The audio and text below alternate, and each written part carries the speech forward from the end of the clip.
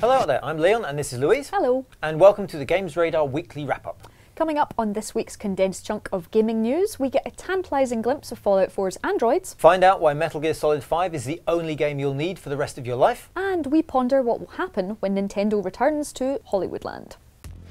Fallout 4 has finally given us a good look at its androids. Now that's significant because ever since the Boston location was confirmed, people have been talking about a Fallout 3 mission called The Replicated Man. It saw you looking for an escaped android passing as human, siding either with the pro-android freedom group Railroad, or turning them into the maybe evil institute that created them.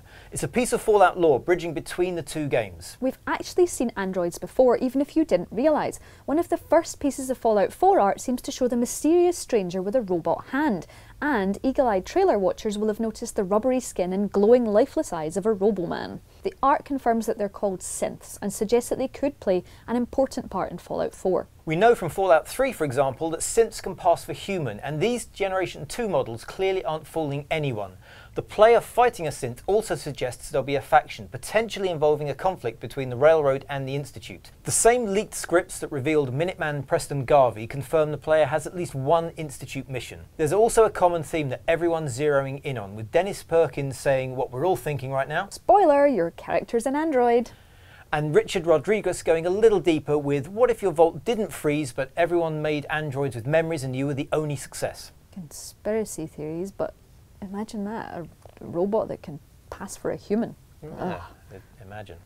In other news, Konami has confirmed that everything in MGS 5 can be unlocked for free after some serious confusion about microtransactions. Nintendo has filed a patent for a game console design without a disk drive that may or may not be the upcoming NX. And Bungie has revealed Gallarhorn will stay at Year 1 levels as Destiny moves into Year 2, now suggesting that its time as the most wanted shooty bang gun will soon be over. And now it's time to see what Dave's worked up about this week. It's Destiny, isn't it? Yeah, it's Destiny. Should have known Oryx was coming. This is bad. Holy crap, have you seen what they're doing with the Taken King? Like, the leveling system is fixed, the new guns look ridiculous. Have you, like, there's new custom skins for the new vendors, they look nuts. That future war cult armor with all the ridiculous colours in the design and all the bits sticking off it, and that big blue visor that shoots the logo across the face. I mean, I would wear that in real life. Thanks for that, Dave. Eloquent as ever.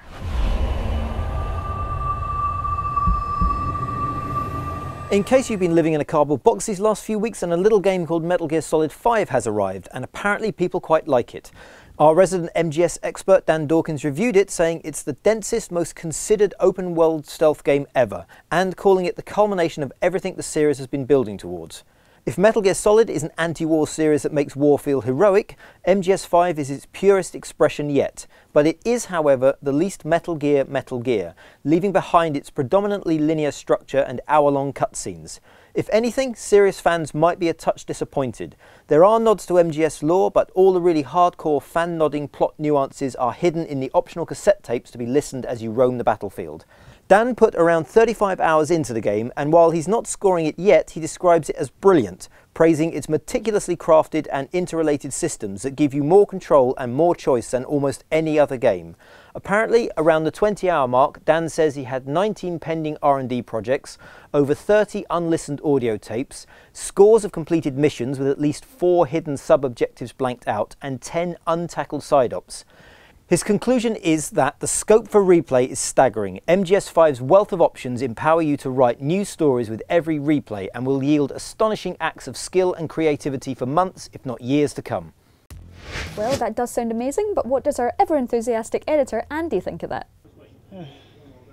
Wow, I think he's excited. I think he's genuinely excited. That's kind of amazing.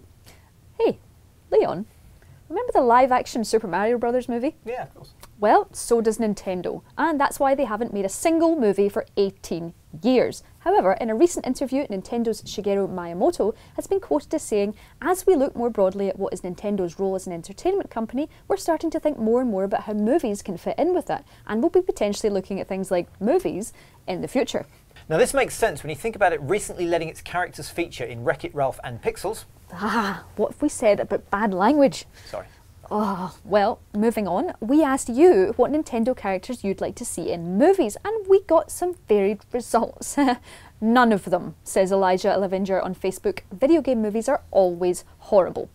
Well, That's that. It's definite. But on a happier note, Michael Washington says they should do like the Lego movie and have all of the classics, which is not a bad idea. No, I love the Lego movie.